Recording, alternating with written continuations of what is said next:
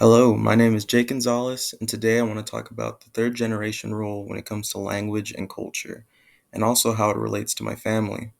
If you don't know what the third generation rule is, here it is.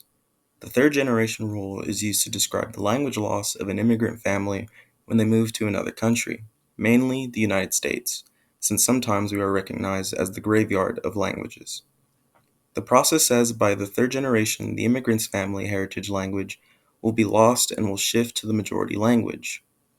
The first generation, who would be the immigrants, will most likely only speak the heritage language and will not succumb to the majority language. The second generation will still speak the heritage language, but will now also become well versed in the majority language to become bilingual. By the third generation, the grandkids of the immigrants will most likely only speak the majority language and will not have a solid foundation in their heritage language. Switching to a more personal side of this video, my family and I can be an example of the third generation rule. My grandparents immigrated from Mexico to Texas in search of a better life in the United States. They spoke fluent Spanish and never really learned any English until their later years in life.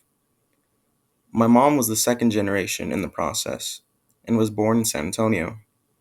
She learned Spanish first from my grandparents, but eventually, as she was going to school in the US, English started becoming her predominant language as she was getting older.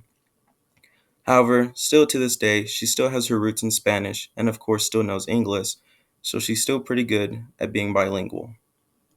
However, by the time I came around, English was now mainly spoken in the household instead of Spanish, and that's the only language I ever learned. I know a few Spanish words, but I'm nowhere near fluent. I hope this short video helped explain the process of the third generation rule, along with a quick example of how my family is a testament to how language loss and the third generation rule is a real thing. Thank you.